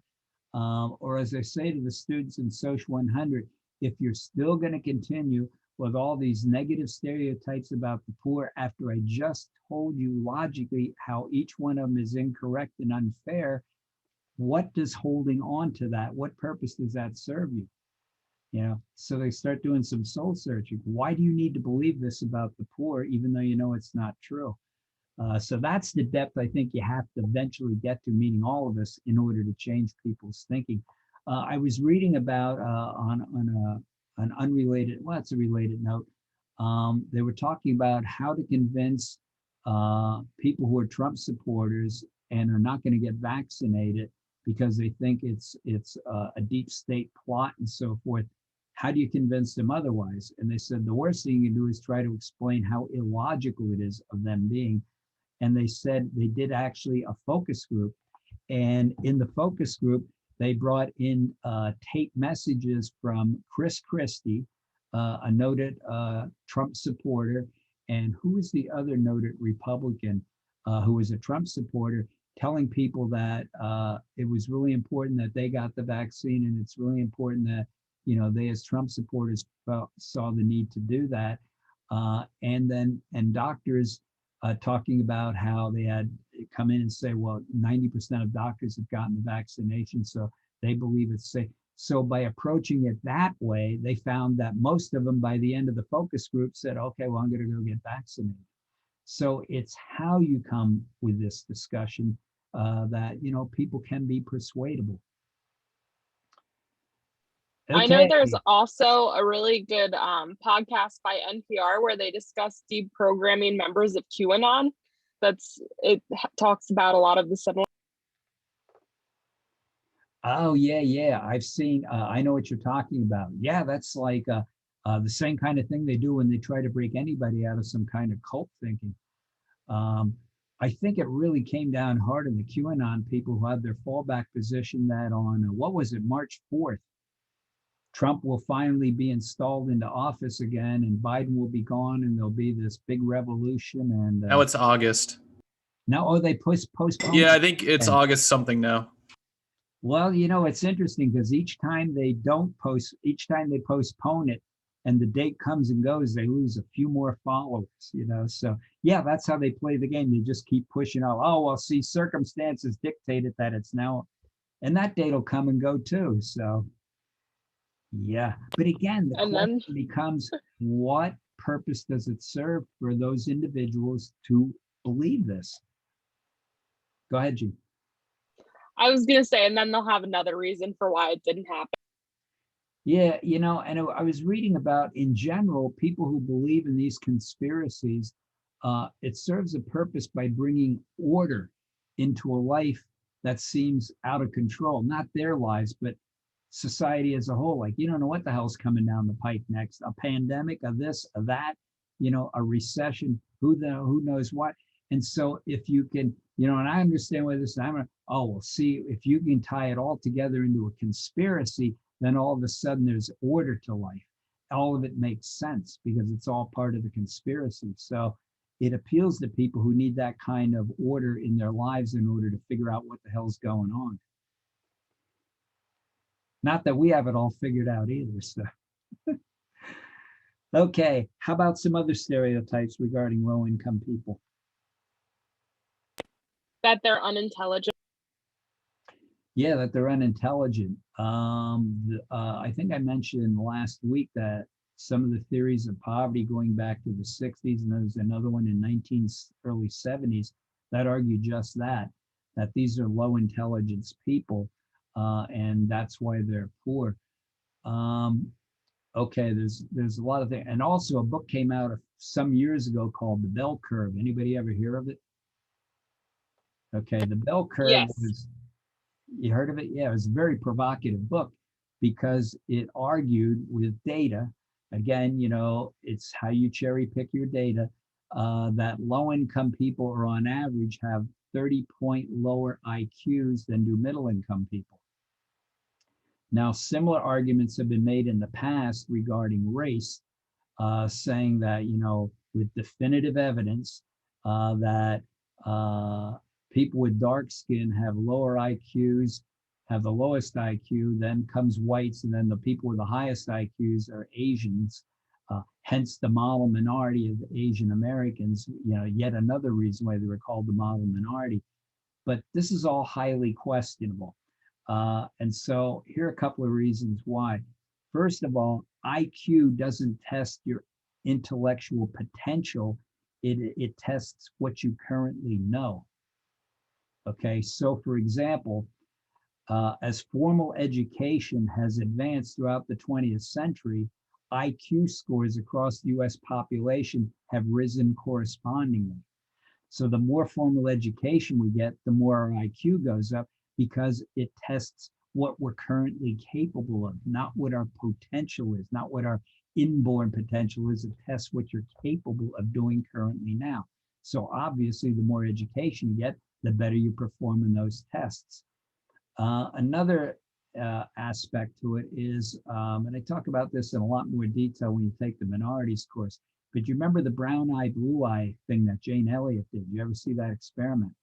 Yeah. You're all familiar with it? Yes. Okay. Everybody know what I'm talking about? Or somebody want a quick explanation? I'll be happy to explain it. Everybody knows. I know some of you have already taken the course, so you've seen the video. The thing that was most interesting to her was when she divided the class in half. Up until that time, she had used flashcard tests with the kids. And so she didn't do this at the beginning of the school year. She did this well into the school year. So she had a pretty good baseline understanding of what each kid in the class's performance level was based on these flashcard tests.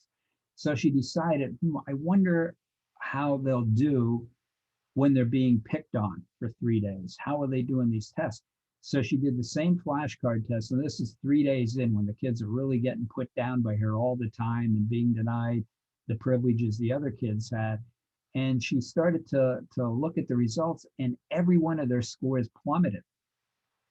And she thought, well, maybe this is an anomaly.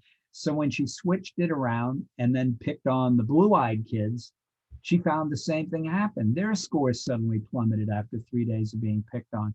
So she found this happen the next year too, and she eventually sent the results on to, I believe it was Stanford University School of Education, to analyze it, and they said, this is not possible that kids' scholastic abilities don't plummet that quickly. And she said, but they do, and they said, we can't disagree with the results. It's just, we have nothing to base this on. It just, there's nothing we can compare it to. But this happens. Okay, so let's suppose you're a low income kid, whether you're a minority or not, but you're getting picked on at least for being poor. let alone getting picked on for a minority. So you're double jeopardy. And you're facing this discrimination every day. And you're going to go to low income schools that don't have the same teachers, don't have the same facilities. And then you're going to wonder why you may not perform as well on the tests as the kids in middle class suburban schools are doing. Does that all seem to make sense now? And so as a result, people look at it and say, well, look, there's a 30-point IQ difference between the middle income kids and low income kids. Yeah, these are all some of the reasons why. It's not their inborn ability. This only measures performance. IQ only measures performance. So that accounts for this misunderstanding. Now, think about it too. A lot of low income kids, when's the first grade you can drop out of school if you choose to drop out? What grade? Anybody know? Never thought about it, huh? It's typically the 8th grade. And so in a lot of inner city schools, massive numbers of students drop out by the 8th grade. And it's kind of a shame. And this is where you see, prior to Obama being president, who were the heroes for many of the Black kids? Sports stars. And so that's it. We got to bring sports stars into the inner city. They don't have anybody else to look up to other than sports stars.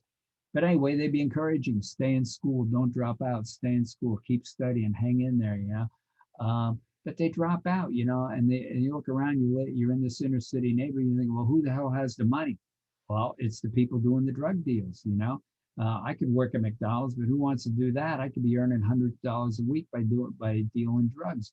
And so it's easy to fall into that line of work and just drop out of school. Figure I ain't going anywhere anyway with this school. I hate it, blah, blah, blah. And so all of a sudden you're not getting the same formal education, which shows up as you appear to be dumb. Okay, so now obviously, in any, you could be, how could I put it? There's a difference between being smart and being wise anyway. And so there's plenty of dopes in the middle and upper class too. But it explains why a lack of formal education can be interpreted as you're stupid. So are there people who are low income who are going to be, with all the formal education in the world, won't be as intelligent as someone else? Yeah, it's true, but that's true in the middle class and upper class too. Some people just don't, we do have a certain level of native intelligence, but that's not, low native intelligence is not limited to low income people. So that all makes sense. IQ has to do with performance, not native inborn ability. It's a big misunderstanding about IQ. They also found psychologists who have done research on it. Now it depends on the research, but it's anywhere from acculturation accounts for the development of your IQ anywhere from 25 to 40%. It depends on the research you saw. So at the very least, your ability to perform well in an IQ test is 60% dependent at the very least, and maybe as much as 70 to 75% dependent on how you were acculturated, meaning the formal education you received. What else about low-income people have you heard? Dirty, going off of what you said about your daycare person. Oh yeah, dirty, disease prone and so forth. I could get the fact that, low-income people could be more sickly simply because they're not getting the adequate nutrition they need because they don't have enough money to get adequate nutrition. But adequate nutrition is hardly limited to low-income people. Most of us are dopes about nutrition. I have to laugh. You think about most of us may be very well educated and know our professions really well until we walk into a doctor's office, and then it's like all of a sudden our minds turn to mush. It's like, I don't know anybody. Well, you got a problem with your kidney. Kidney, how many of them do I got? Now you got 2. Where are those located? 2. How many lungs I got? 2. Eyes, 2. Hearts, 1. We're abysmally ignorant about how our own bodies function, let alone what adequate nutrition consists of and what we need. I'm kind of I'm no expert, but I spent a lot of time looking at this stuff because I'm a health food nut. And so, it's sort of like I point things at people, say, I'm suffering this. So let me check about it, because sometimes there's foods you could eat or nutraceuticals you could take, supplements, because you may be short, you're not getting enough in this area. And that's why. So for example, they found out over the years that vitamin D deficiency is related to almost every disease you can imagine. They keep finding more and more disease where they find, oh, that person had vitamin D deficiency. And so the problem is, when I was a kid, they would recommend, well, you should get no more than 400 IUs of vitamin D. Now, most modern science indicates that's ridiculously not enough. You need thousands times more of that vitamin D. And, you can't get it all from the sun, or you're going to get cancer. And so, you got to either get it from your food or get it from vitamin D supplementation, particularly the vitamin D3 for. So they found that immediately when people upped incredibly their amounts of vitamin D intake, they suddenly had less illness, because it's all connected. Calvin, go ahead. Oh, sorry, is my mic stuck? Wait a minute, something happened there. We're having a Zoom issue here. You disappeared. Yes, I noticed that. I'm back. Okay. Okay. Are we all connected again? Yeah. Okay. Yeah. Okay. Was somebody going to say something other than Maynard? You disappeared. See, and people say I can't do magic.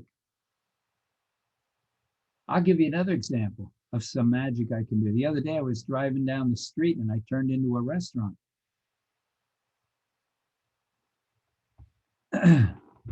Maynard waits for the laughter that he doesn't deserve on that one. You can blame it on the fact our mics are turned off. Okay. You're screaming with laughter. You just okay.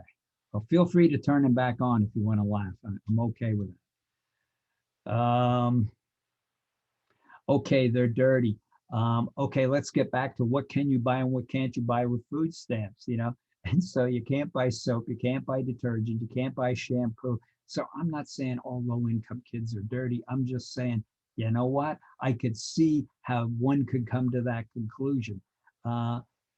I'm going to go to another one that's related to that, because I hear this a lot from students when I teach a wider array of students. They say, well, I work at this grocery store or whatever, and I see these people come in and I can't believe what they're wearing. They're wearing designer clothes.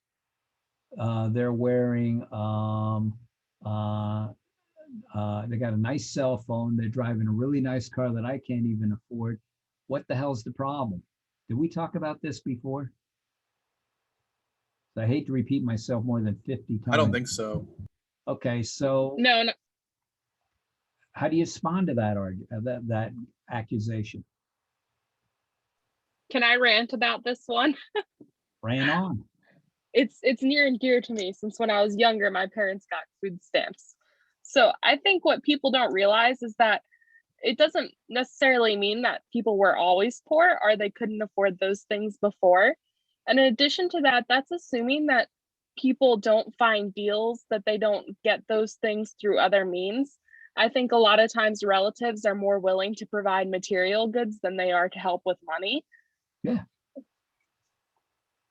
Well, that's a really good point. And I'll go on to another story in a moment about that. Yeah, a lot of people don't realize that after the Great Recession, so many people who were formerly working are now out of jobs. 1 out of 6 families in the United States was on food stamps. Now, these are people who never in their life needed to rely on food stamps, suddenly had to. So it's not, and I remember Republicans complaining about, well, they all qualify for it. These aren't people who are hosing the system. They are legitimately entitled to food stamps because of their financial circumstances. They now qualify for it. So yeah, you're right. Lots of families have experienced needing food stamps who never before in their life were in that situation. Okay, what could account for the clothing? Also, people don't account for the fact that people still barter and people also thrift shop. I know someone who has nothing but designer clothes and they got every single piece of it directly from Goodwill or another thrift store. And Yep. they wanted those brands because those are the brands that last.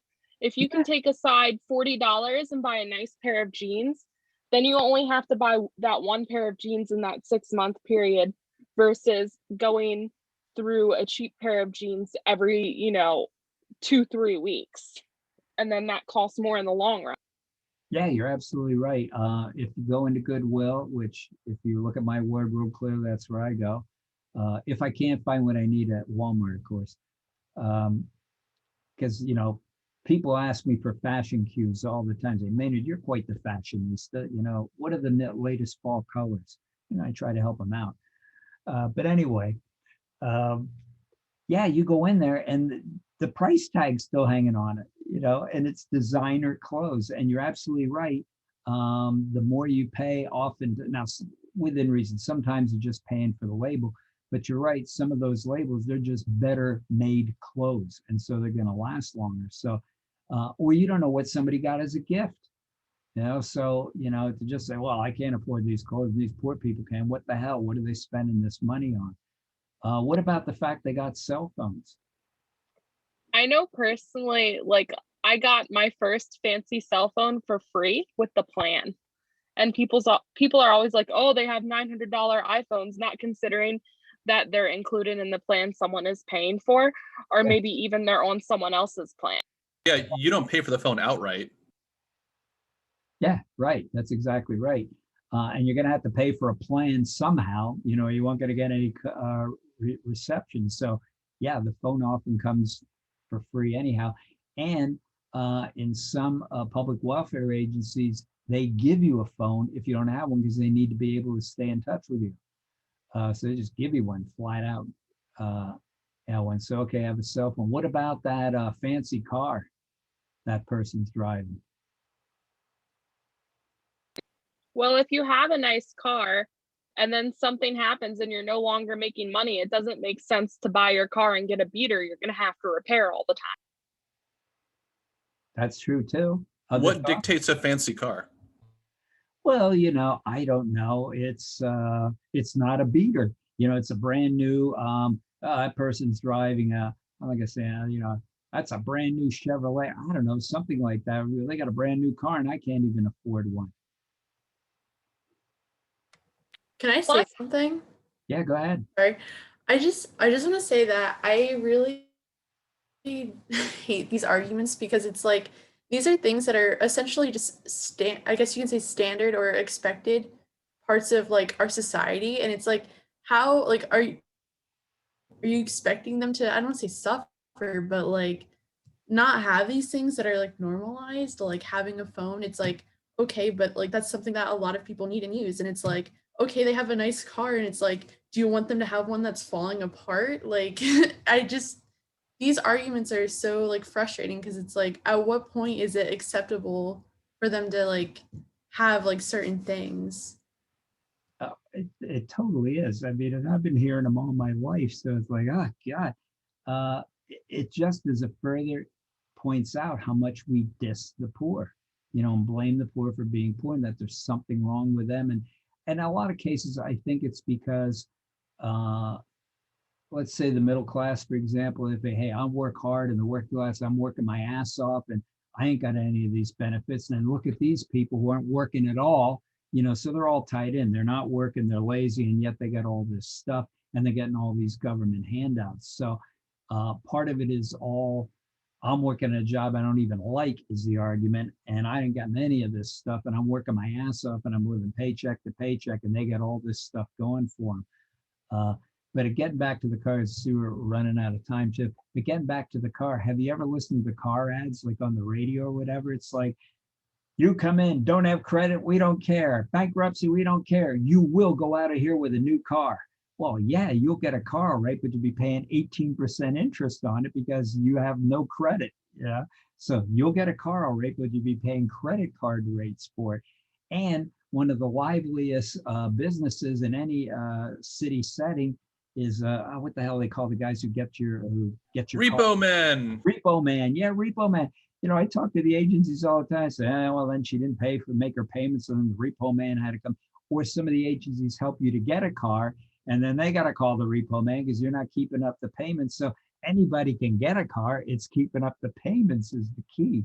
So, and my final comment on this, and then we'll break for tonight, is I always, after I go through these arguments with people or discussions and try to point out item by item how, also I say, well, they got big screen TVs and a computer. Like, damn, you got to have a computer these days. Look at all the kids in and out of computers when the pandemic hit. How the hell are they supposed to learn at home? A computer is almost necessary in life now, just like a cell phone is. As you said, Jamie, it's normal. And so, well, they got these big screen TVs and so forth. Did you ever hear of what's it called? The rent-a-lot or whatever, the rental shop? You can go rent anything there. Oh, yeah. Rent-A-Center. Rent-A-Center. Okay, did you ever see how much you pay? So you can rent. It's crazy. Yeah. You get a $300 couch, you'll pay $900 by the time you're done. Exactly. So yes, you got a big screen TV, you got that nice couch, but you paid 3 times more to get it. And people don't understand that either, that's how they afforded those things so that they too can have the same things the rest of us have. The big Well, TV. that's like the one lady in Evicted. I'm forgetting her name now. Was it Lauren? What the one with an L, or the one with the jewelry? She was talking about how she liked to put things on layaway because she could afford the monthly payments, Yeah. but she couldn't save the money without risking losing her benefit. Yeah. Yeah. In fact, in the old days before there were credit cards, that's how people bought things. They want it, they would buy it on layaway. Well, anyway, what I always find is a showstopper when we get into these conversations is I finally will say to the person, well, how do you think they should look? And I have never gotten a response because I think they immediately realize how stupid this whole conversation actually is. Like, how do you want them to look? Do you want them to look like, should they be wearing like ripped jeans at the knee? Oh, no, I take that back. That's in vogue right now. Should they be wearing a ripped shirt? Should they like have cavemen? Pardon? Like a caveman, like a loincloth. Yeah, exactly. That's exactly what I'm thinking. A potato sack or something. Or should they look very dirty? Well, you know why? Because then if they look like that, you know they were poor, and then they can diss you because they know they're gonna get dissed by you, so they're trying to not look poor. That's such an effective argument too in almost any circumstance. I find it especially effective when someone is saying something like really racist, because then you ask them to explain and they're embarrassed because they have to admit exactly what they meant. Oh, yeah. And it usually starts off with, I'm not racist, but it always starts out like here we go. I'm not racist. All right, let's see what's coming up.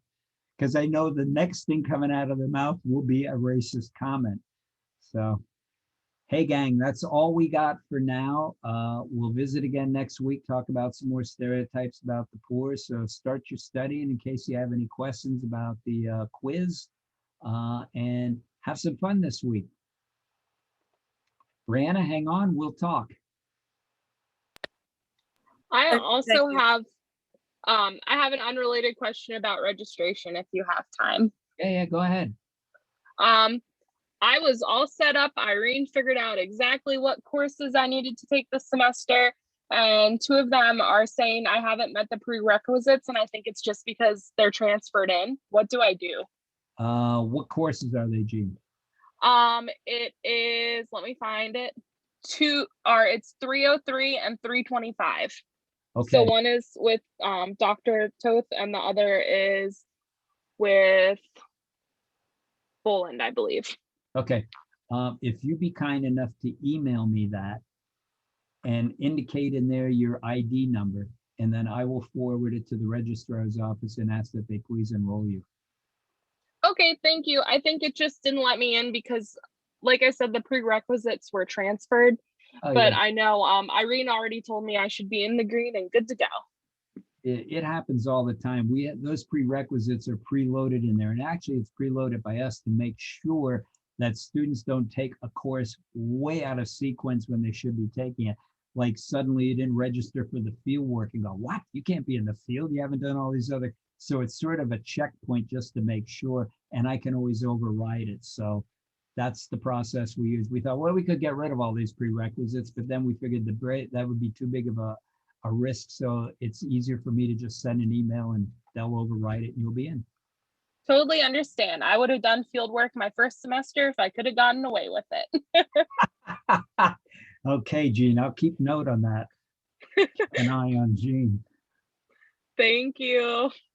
Okay, you guys are all free to depart company and Brianna and I will chat. Bye. Bye. Okay, see y'all.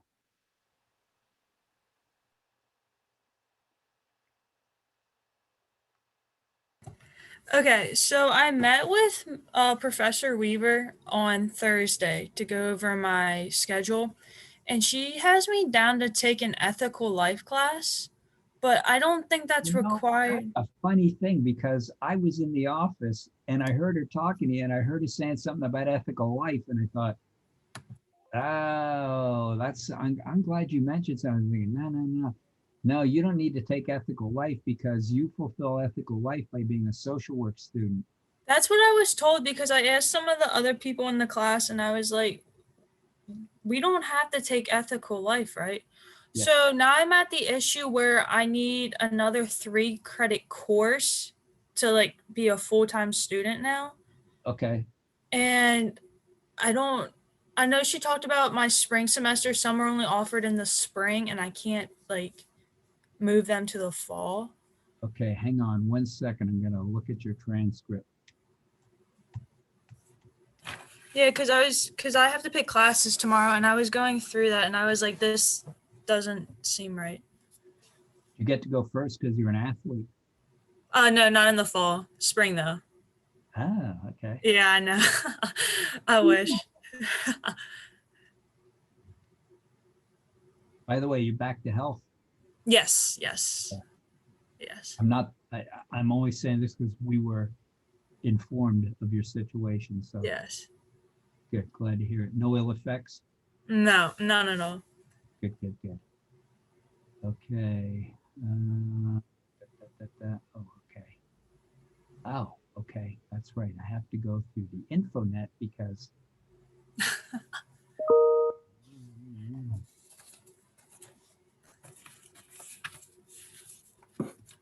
hang on, I got this.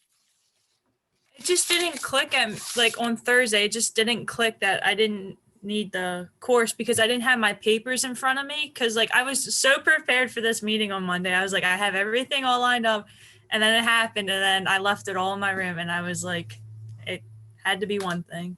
That's just really funny because I heard her saying that to you and I thought, and I knew she thought she was meeting with Brianna. Oh, okay, good. I thought, that's not. I'll mention it to her. She just forgot. Sometimes when we do advising, we get so lost in the forest. Yeah, and I totally understand that. Okay. I'm going to a different spot so that I can see your transcript. Because like she gave me my like LAC credits and I like fulfilled them all. So I don't want to take a course. Like if I have to, I have to, but I don't want to take a course if I don't have to take it. Okay, yes, so I saw you got humanities done. You took 2 arts, yes?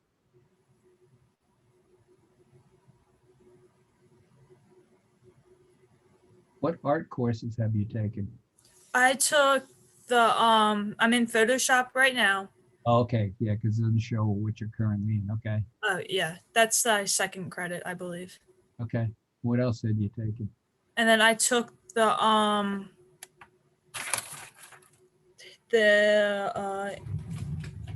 intro something with video or media. It was the same. I took another class with Professor Stephen Woods again. Aha, Intro to Media Production. Yes, that was the other one. Okay, good. Let's see. Are you currently in the anthropology course? Yes. Okay, good. Then that's covered. Yeah, you got them pretty well nailed. Are you interested at all? Let me see what else you have here. Are you at all interested in the child welfare certificate? I was looking at the geriatric, but Uh, can I do both? Well, not really. And the Okay. reason why is because there has been so little, the interest in the gerontology certificate has so been dwindling over the years, Okay. phasing out the program. So only those who are currently in it can continue with it. Okay. So So then I wouldn't have to take the nutrition course for next semester then, right? nope. Well, are you currently in it? I believe like I already have 2 classes I need for it. Oh, well, yeah, okay. Oh, I'm sorry. I thought you wanted to just start it from. Oh, no. No, in that Yeah. case, yeah, okay, then definitely work with Suzanne about that because she's the one who does the gerontology certificate. Mhm. You Yeah, know, I only need the nutrition course, which is offered in the spring, or I can take it in the spring and it's only 1 credit. okay. Now another thing to keep in mind is when you take the poverty course next spring, Yes. you have to, for the certificate, you have to do your major program analysis in a program that deals with the elderly. So you have to do either Social Security retirement or you'll have to do Medicare. Okay. So bear that in mind, because if you don't do one of those 2 programs, then you will not opt out of the course that it replaces. You know what I mean? That policy Okay. course in gerontology. So Okay. just remind me in case I forget. Okay. Okay, well, if you're interested if that's all you got to do, yeah, you're in good shape. Why I mentioned the child welfare cert is because the entry level course, which you don't have to take first, but it's offered in the fall, and that's Social Work 304. Okay. Now, in and of itself, it's a good course because it prepares you to work with children and adolescents.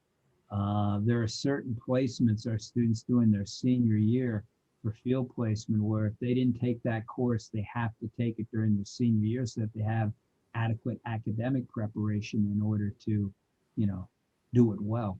Okay. So, at any rate, it's going to give you a lot of good information about, what among other things, when do you have duty to report and so forth. So you'll get a lot of valuable information for social work. Do you know what days, or do you have the thing of what days, or should I look that up? Because I know I have classes Monday, Tuesday, Wednesday from 4 to 6:30, and they're all my other social work classes. Okay, yeah, this will work. We try to not have the social work courses conflict. This one runs on a Wednesday, 1 to 4. Okay, and then I can go right to my 303. Yeah, when I say 1 to 4, not literally to 4 o'clock. Yeah. Okay. 3:30. All right, and that's a 3 credit course? Yep. All right, perfect. Thank you so much. Yeah, then on down the line, you know how to go into the college catalog and look up the certificates? Yes. Okay, just look at the child welfare cert and you'll see that there's all kinds of courses you can take. Like, what else are you taking this spring? So I have social work 300, social work 303, social work 313, and now I have social work 304. No, I'm sorry. What are you currently Oh, taking? the spring? Yep. I'm taking social work 327, social work 329, Yep. social work 328, and nutrition 114. Okay, so you got everything you need to go into the field next year too.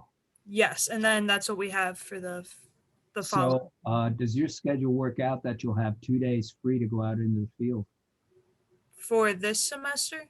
next fall? The 2022 or 2023? Well, no, wait a minute. So next fall you'd be in the field. No. Yes, no. No, I years- have the field for 2023. Okay, all right. Make sure when you set up your schedule that you keep 2 days open if you can. Okay, That when you're out in the field. I'm sorry, I'm getting ahead of myself. You're okay.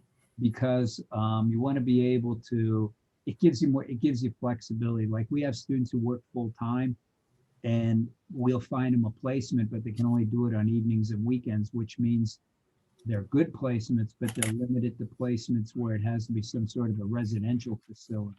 and they're good placements, don't misunderstand me, but if you can keep 2 days a week available during the week, anything in the Lehigh Valley is available to you. So Okay. flexibility in where you choose. Okay, so what I was getting at is you can look at it and you can see all the courses that the child welfare cert is the only extra course you have to take in the social work program, because there's 2 other courses you automatically take for social work anyway. Okay. Then there's 4 electives, and you'll see that they're good electives to take. For example, there's a course that Dr. Toth teaches on addictions, Okay. and it's always offered in the spring. And boy, I highly recommend it, because you know what I mean by dual diagnosis? No. Okay, dual diagnosis is we're finding, and this has been going on for like the last 10, 15 years, that when we deal with clients, they go, well, this person's got some real emotional difficulties and the person's abusing drugs. Oh, okay. They got Okay. 2 Mhm. diagnoses, and you'll find that in a lot of cases, the reason why the person's using drugs is the emotional difficulties. So they're spending a lot of time putting this person in rehab to cure the addiction without necessarily addressing, I'm not saying every agency, but this is why the person's using. Yes. You follow Mhm. me? So the more you can understand about all that, and Chelsea's really an expert on it.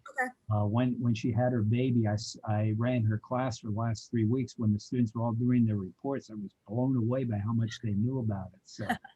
So just throw that in there, because that's one of the electives you can take that's also really going to help your Okay. professional development, I should say. Okay. So you good for the fall now?